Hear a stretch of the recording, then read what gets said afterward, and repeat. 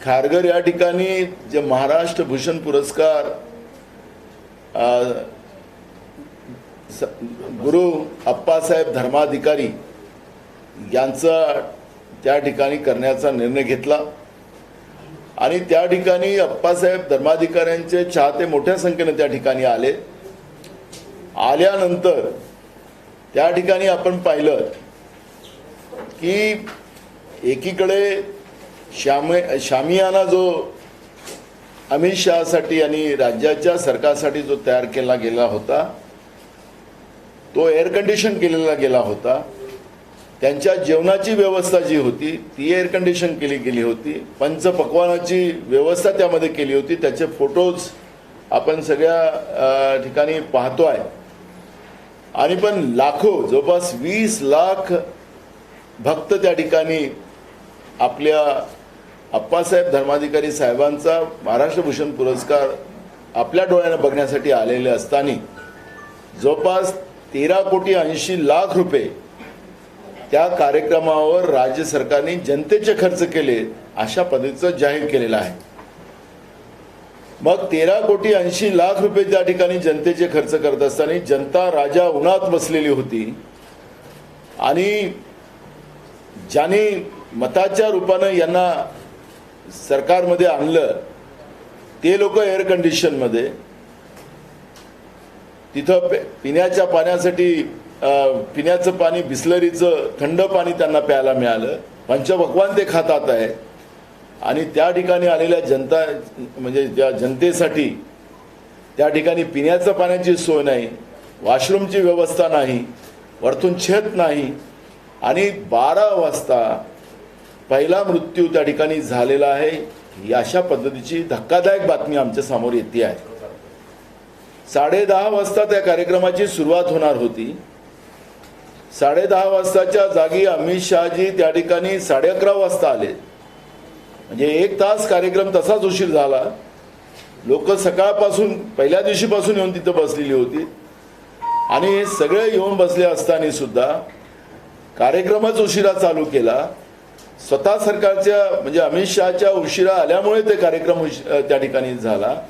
पण राज्यातले मंत्री सांगतात की अप्पासाहेब धर्माधिकाऱ्यांनीच आम्हाला ती वेळ दिली होती, त्याच्यामुळे ही घटनेची सगळी जबाबदारी अप्पासाहेब धर्माधिकाऱ्यांची आहे असं पुन्हा आरोप ज्यांना महाराष्ट्र भूषण त्यांनी दिलेला आहे त्यांच्यावर लावण्याचं पाप राज्यातल्या बीजेपीच्या सरकारने केलेलं आहे।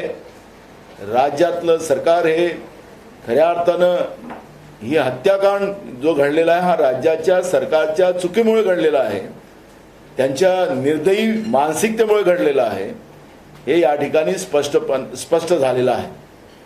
आता त्या घटनेला लपवण्यासाठी सरकारने एका IAS अधिकाऱ्याची त्या ठिकाणी समिती निर्माण करून या प्रकरणाची चौकशी करायला लावली। कोण सरकारच्या विरोधात IAS अधिकारी चौकशी करणार, म्हणजे जनतेच्या डोळ्याचे धुडफेक करण्याचं पाप राज्यातलं सरकार करते आहे।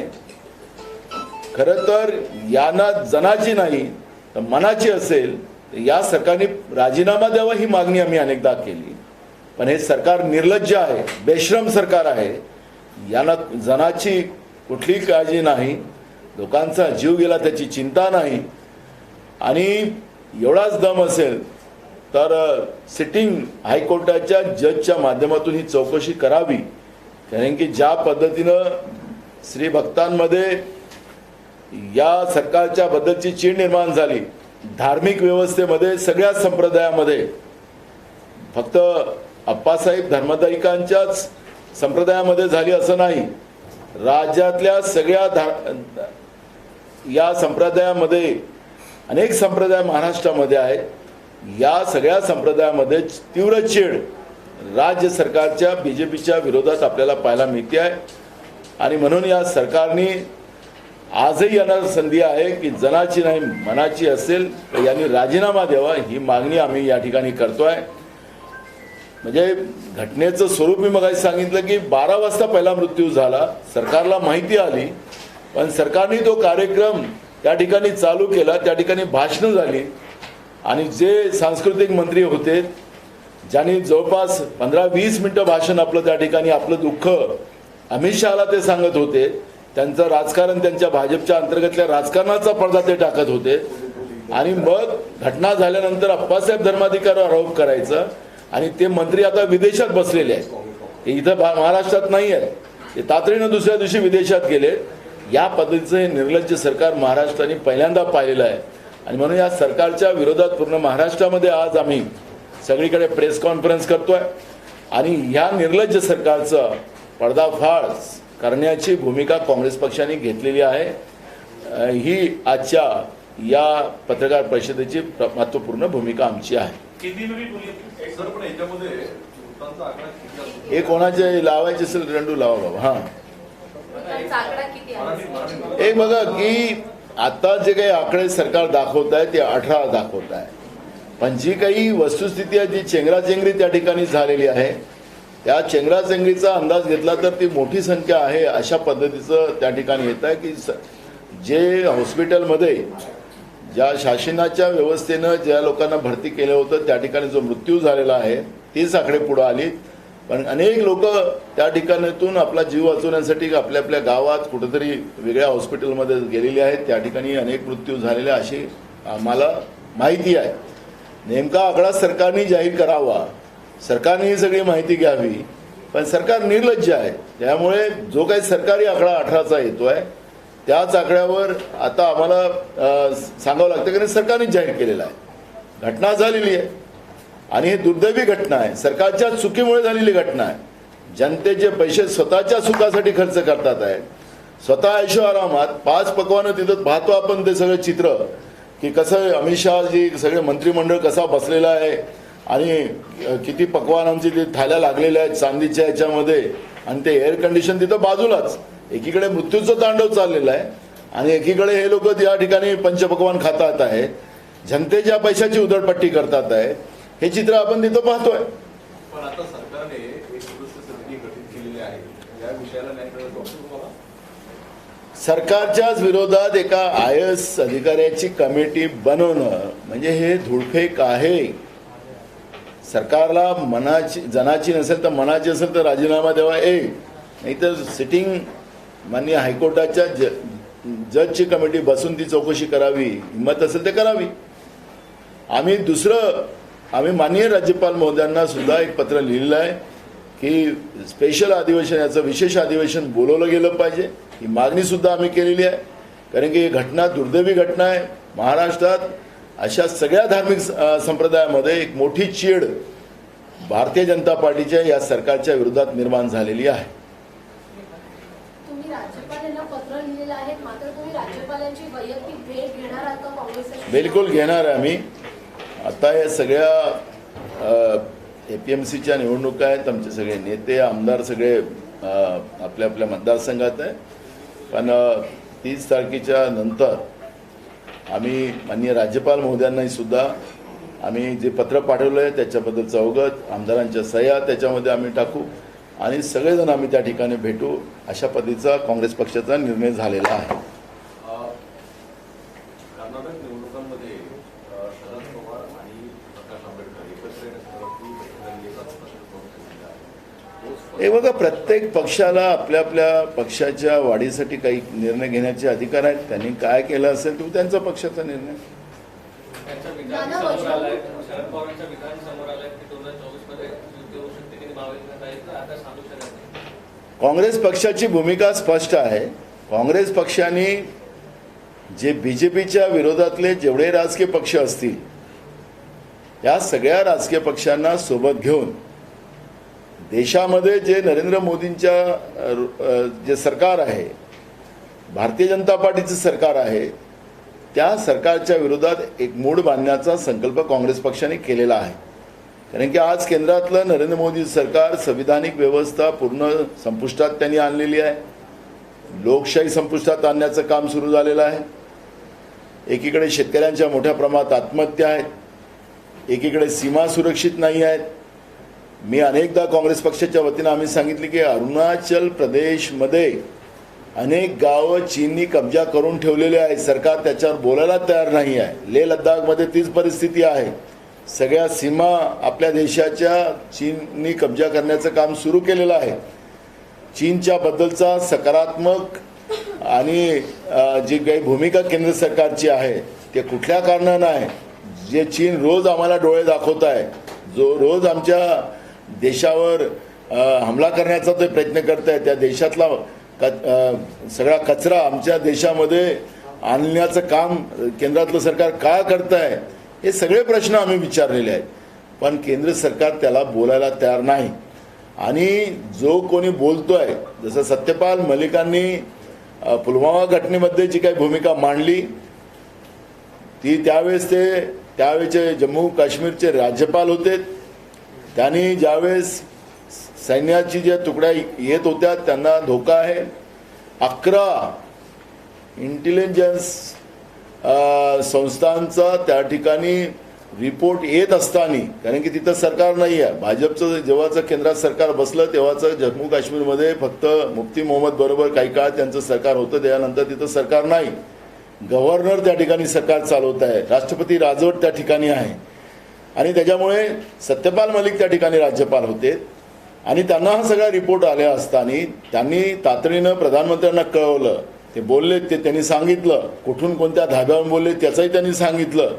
ते कुठं फोटोग्राफी करत होते त्यावेळेस ते पण सांगितलं. देशाच्या संरक्षण मंत्र्याशी बोलले, अजित डोभालसोबत बोलले आणि त्यांना चूप राहण्याचं त्यांनी सांगितलं. बघ, हे सरकारला, केंद्राच्या सरकारला माहीत असताना एअरलिफ्टिंगची व्यवस्था केंद्र सरकारने का केली नाही हा प्रश्न त्या ठिकाणी निर्माण होतो. पण सत्यपाल मलिकांनी त्यांची पोल खोल केली, त्यामुळे त्यांच्यावर सीबीआयची कारवाई करण्याचं काम नरेंद्र मोदीचं केंद्रातलं सरकार करते आहे. ईडी आणि सीबीआयचा दुरुपयोग करतात आहे, हे अनेकदा काँग्रेसच्या वतीनं आम्ही सांगितलं. ते आता सत्यपाल मलिकांच्या माध्यमातून पुढे येते आहे. आणि ही जी काही परिस्थिती आहे, सीबीआयची इन्क्वायरी तर त्याही पुलवामा घटनेवर लावलेली होती, आता त्याला 5 वर्ष पूर्ण होत आहे. त्या चौकशीचा अजूनपर्यंत निष्कर्ष पुढे येणं म्हणजेच दाल में काला आहे. देशातले सैनिक सुद्धा आता सुरक्षित नाहीत. देशामध्ये अशी भीती आता सैनिकांच्या मनात झालेली आहे, जे देशासाठी लढतात, देशाच्या सुरक्षेसाठी लढतात, ते आता देशात सुरक्षित नाहीत असं त्यांना भीती वाटायला लागलेली आहे. म्हणून देशाच्या प्रधानमंत्र्यांनी याचं उत्तर दिलं पाहिजे. काँग्रेस पक्षाने जवाब दो, नरेंद्र मोदीजी जवाब दो, या पद्धतीची भूमिका घेऊन अनेक पत्र सुद्धा आम्ही नरेंद्र मोदीजींना पाठवलेत. पण नरेंद्र मोदीजी पुलवामा घटनेबद्दल एक शब्द बोलायला तयार नाहीत.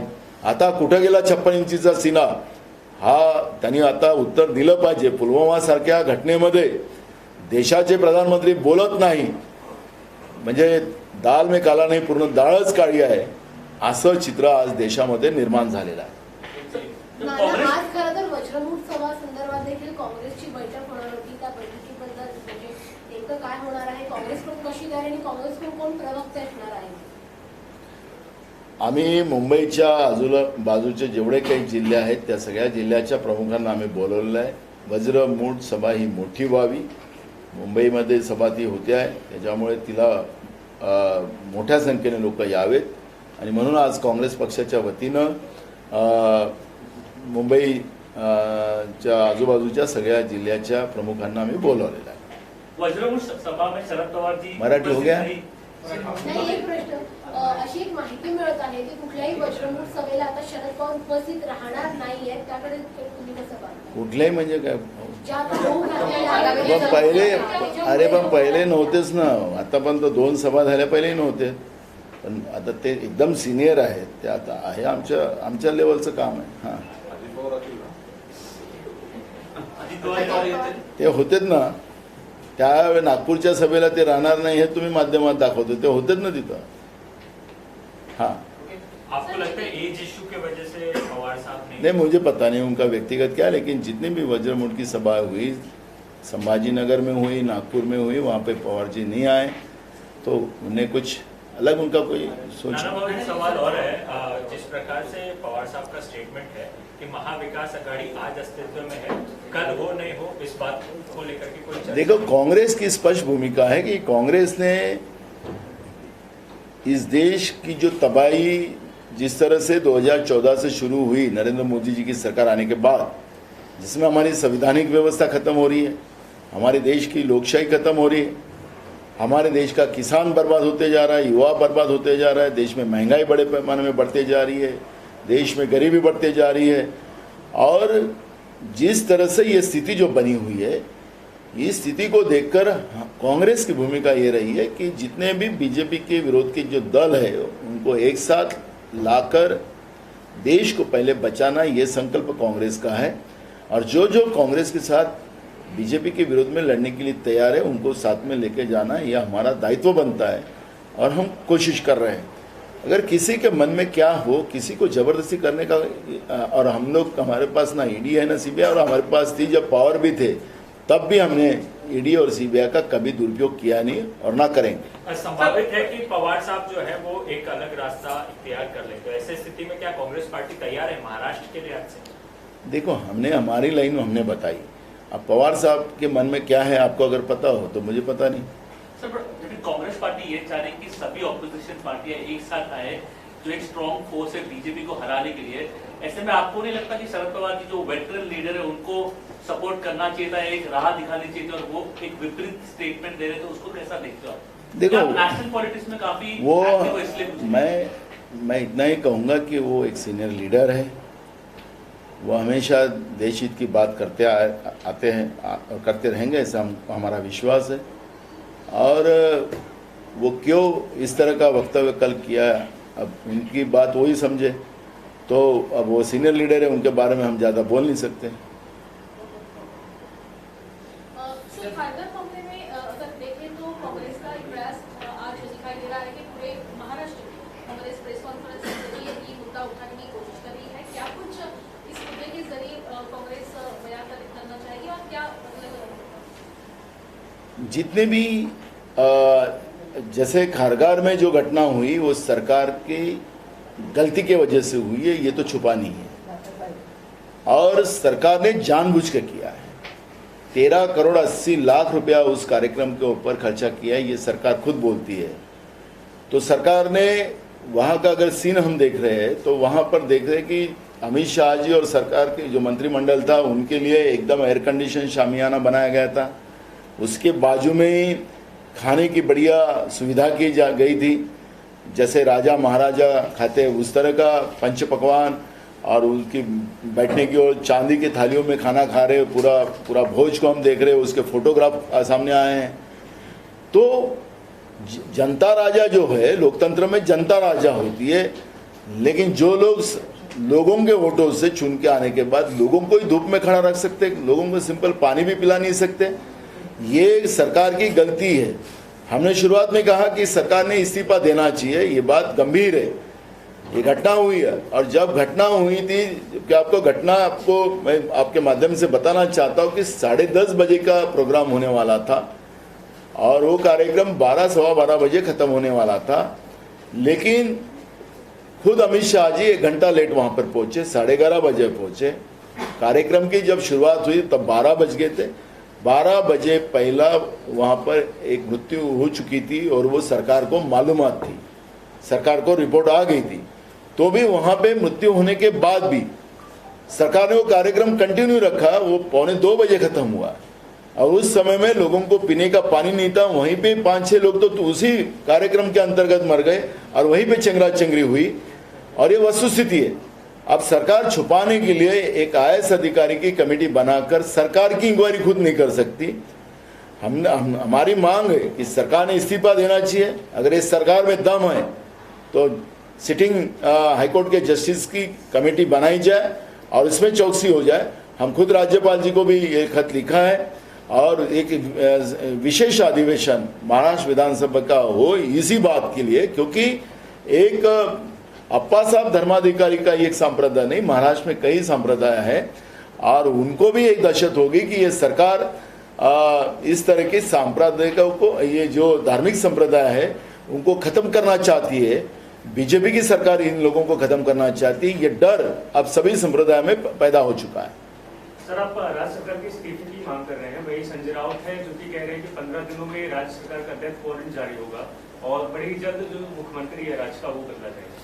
देखो, मैं तो भविष्य वाला नहीं हूँ। जो वस्तुस्थिति जो है, जो हमारे सामने दिख रही है, लोकतंत्र में जो बात हम लोग देख रहे हैं उस बात को हम कहेंगे। अब उनका डेथ सर्टिफिकेट उनके पास लिखा होगा, मुझे पता नहीं। आपको लगता है संजय मुख्यमंत्री राउत कांग्रेस का होगा? अगला मुख्यमंत्री राज्य का कांग्रेस से होगा? देखो, कांग्रेस लोकतंत्र को मानने वाला है और अभी कोई चुनाव तो है ही नहीं। जब चुनाव होंगे तो लोग जिस दल को ज़्यादा लोगों को चुन के देंगे उस दल का मुख्यमंत्री बनेगा। और मुझे लगता है कि इस बार महाराष्ट्र में वही स्थिति होगी। नंबर 1 की पार्टी कांग्रेस है। नाना भाऊ, अजित पवार ने एक बात साफ कह दी है कि उन्होंने कहा कि अगर मुख्यमंत्री पद उन्हें मिलता है तो वो निश्चित रूप से स्वीकार कर लेंगे। तो क्या अगर अजित पवार मुख्यमंत्री बनते हैं तो आप उसका स्वागत करेंगे क्या? देखो, उनके दल को अगर 145 एमएलए मिलते हैं और उनके पास ज़्यादा मिलते हैं तो बने तो क्या अड़चन क्या है। लेकिन मेरा दावा है कि महाराष्ट्र में इस बार सबसे ज़्यादा कांग्रेस के एमएलए चुन के आएंगे। तो कांग्रेस का मुख्यमंत्री होगा? कांग्रेस के मुख्यमंत्री। सर, आपसे ये पूछेंगे कि 4 बार शरद पवार जी ने एक कंफ्यूजिंग स्टेटमेंट दिया है जो कि बीजेपी के इंटरेस्ट में जाता है। अडानी से रिलेटेड स्टेटमेंट दिया, फिर अडानी खुद जाके मिले भी। पीएम मोदी के डिग्री के जो कंट्रोवर्सी हुई थी उसमें भी उन्होंने बोला था कि डिग्री कोई कंट्रोवर्सी नहीं है। अभी ये एक नया स्टेटमेंट आया है। आपको लगता है कि बहुत आपको भी ये कंफ्यूज कर रहा है महाविकास आघाड़ी को जो स्टेटमेंट आ रहे हैं? देखो, कांग्रेस का कॉन्सेप्ट एकदम क्लियर है। हमारे साथ जो जुड़े हुए दल है जो बीजेपी के विरोध में, क्योंकि ये तानाशाह जो सरकार केंद्र में नरेंद्र मोदी सरकार बनी हुई है उस सरकार के विरोध में हमारा एक कॉन्सेप्ट क्लियर है।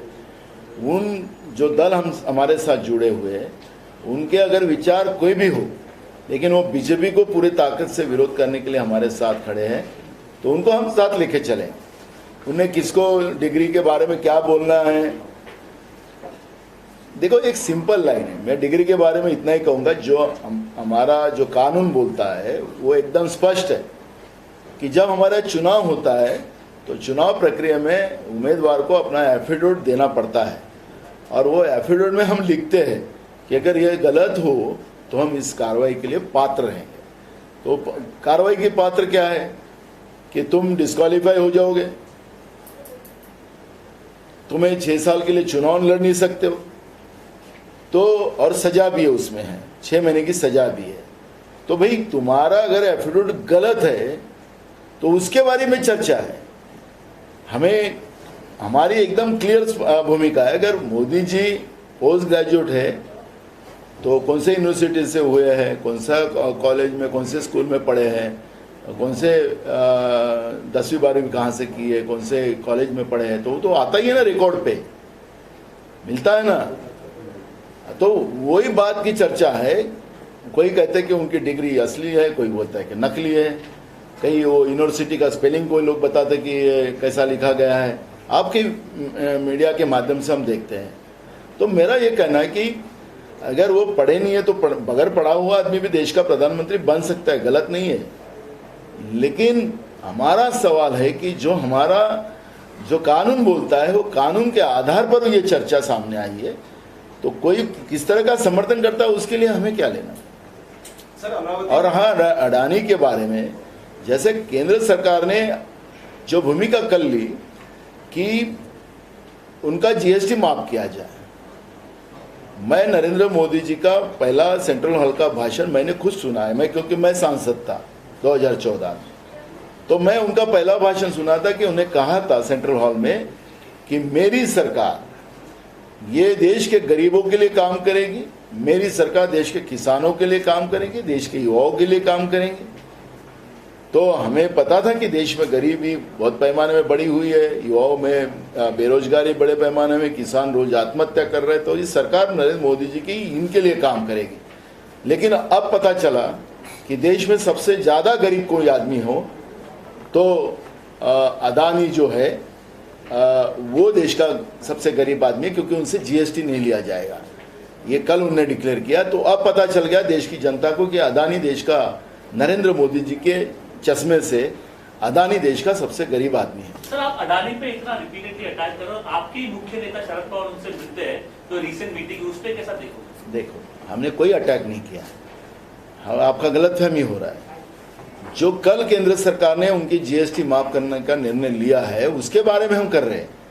भाई, मेरे देश के गरीब जनता का अगर है, मेरे देश के किसान का अगर जीएसटी माफ करते तो हम नरेंद्र मोदी की सरकार की तारीफ करते। अगर उनके नज़र में, उनके चश्मे से, उनका चश्मा बहुत महंगा होता है ऐसा हमने सुना है, तो उनके चश्मे से अगर देश का सबसे गरीब आदमी जो दुनिया का 2 नंबर का अमीर आदमी है, वो उनके चश्मे से अगर वो देश का सबसे गरीब आदमी दिखता है और उनका जीएसटी माफ किया जा रहा है, तो वो तकलीफ हमें होती है। बस इतना ही हमको कहना है, क्योंकि हमारे गरीब को, जो हाथ पे कमाने वाला, खाने वाला गरीब को भी जीएसटी भरना पड़ता है, तो उसका जीएसटी क्यों माफ नहीं किया जा रहा है?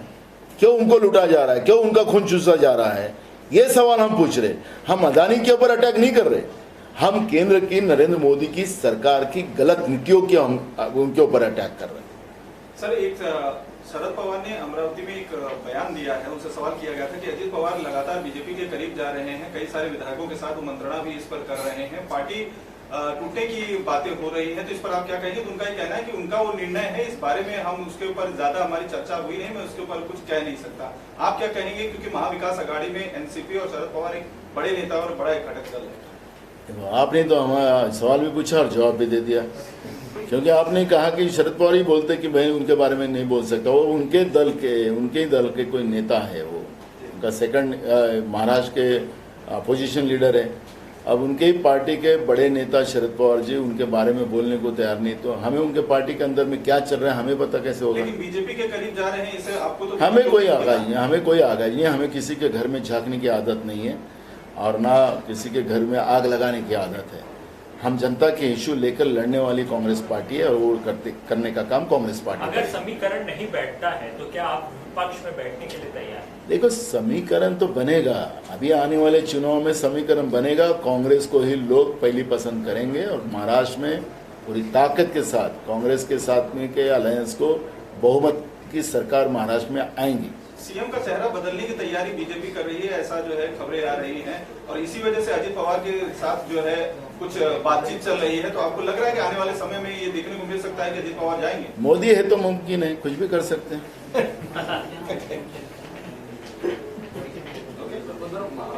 महाविकास आघाडीमध्ये प्रकाश आंबेडकर आले,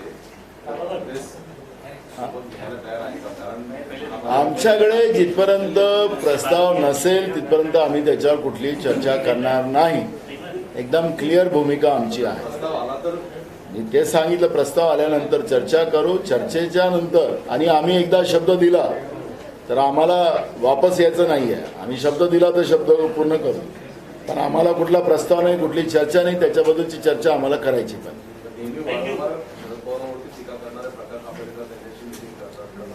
राजकारणात काही होऊ शकतं, राजकारणात दोस्तही नसतो आणि दुश्मनी नसतो।